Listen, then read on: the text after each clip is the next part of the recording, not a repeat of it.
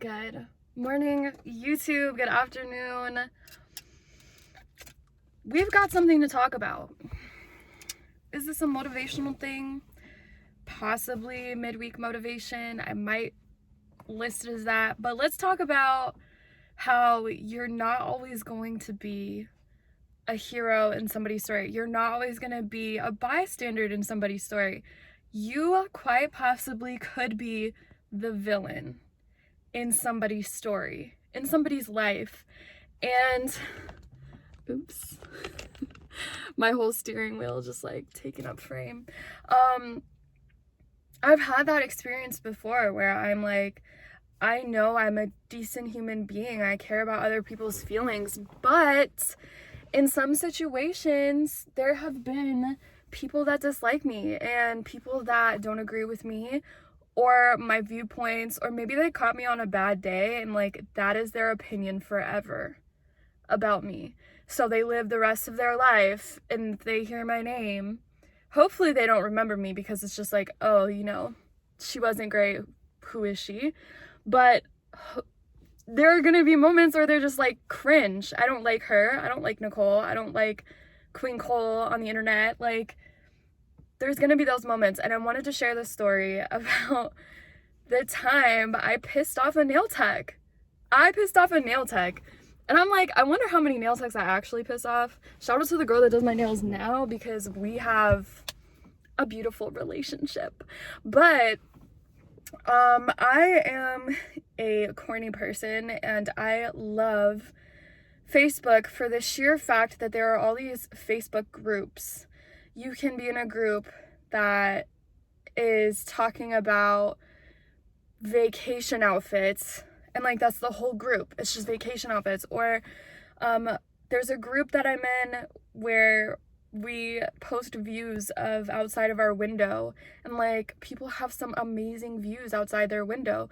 There's a group where everyone pretends to be a moth. And at one point in that group, like, ants infiltrated and there was a war between ants and moths. You're getting where I'm going with this. There's so many random groups, and it's like a source of entertainment for me on Facebook because I really don't see the value in Facebook other than that. Like, I don't really keep up with it. But there was one group. There are other groups that I'm in that are shaming groups. So dress shaming groups, nail shaming groups, cake decorating fail groups. And there's one specifically where they shame nail designs or nail structures or just like nails in general. And I'm a sucker for that shit. Oop, can I curse? I don't know. There's a dog. There's a dog with no owner. We're gonna keep an eye on him. But I'm a sucker for those types of groups because it is quite funny to see that some people have the same opinions as you, or like somebody could be posting a hand of nails that are actually cute but they're roasting it, and like the battles in the comment sections are hilarious. So one day I was scrolling on Instagram and I saw the ugliest, yes girl, if you're watching this, I still think they were the ugliest press-on nails I had ever seen. They were so ugly, and that's just my freaking opinion. I was like, these are perfect for this shaming group that I'm in. And so of course I post them. Now, part of the rules of these groups are that you don't post names, no tagging, like there can't be any personal identification pieces in there that would bring you back to the original artist, designer, whatever, because that's disrespectful. Like, we're just in here to talk about the art itself, the nails itself. So I made sure that I did not post this nail tech's anything. And like, I'm not even using her name here. So sis, if you're gonna be upset, okay, there's the dog owner. But if you're gonna be upset, like, understand I never called you out. So anyways, I posted the nails. I guess there were other people that are local to my area that knew that those were her press-ons, and they actually took a screenshot and sent it to her. Well, the girl's crazy. She's like, mind you, on Facebook, I have my real name, my full name. So somehow, some way, she found me on Instagram, like, tied two and two together and lit me up in my DMs talking about, you're so disrespectful. I can't believe you posted my effing nails. If you don't like it, unfollow me, blah, blah, blah. And I told her straight up, I'm like, I love your work, but that set was not it, girl. Like, it was just not freaking it. And so I think she even posted it on her story and was raging about how evil I am, essentially blocked me on everything.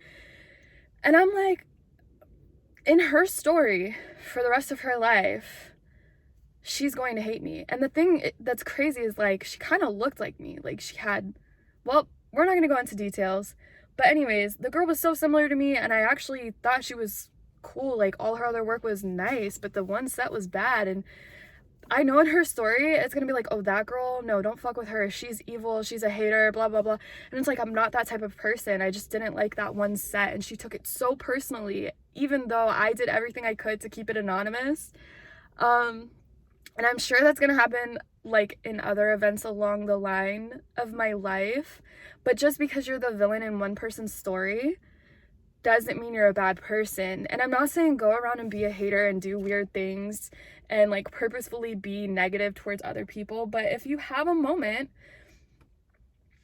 where you're doing something that could seem awful to someone else, I don't really know how I'm trying to word this, because I really am not encouraging misbehavior, but, like, there are gonna be moments where you're not a good person in somebody else's life just because of the way they're perceiving life, the way they've handled something, if they took it personally or not.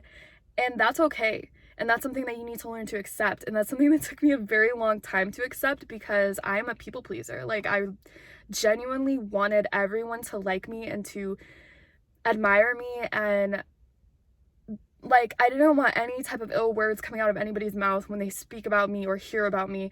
And the reality of that is that's never gonna happen. There are gonna be people that dislike me. There could be people watching this right now and they're like, I don't like the way she talks. Her voice is annoying.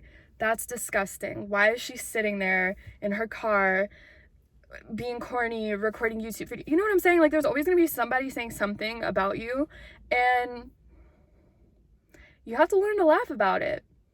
So if you're struggling with trying to cope and understand why somebody doesn't like you because maybe you had an off day or you had a moment, live in your truth. Apologize if you feel like it's something you need to apologize for. And if they can't handle it, that's fine. You did your piece. You said what you had to say and you move forward from there. This dog in the background is so freaking cute. So I hope that you took something away from this. It's okay to not be a perfect person. It's okay to be the villain in somebody else's story. You know your reality, and just gotta move past it and move forward and have a laugh. Okay, guys, I'll talk to you later. Bye.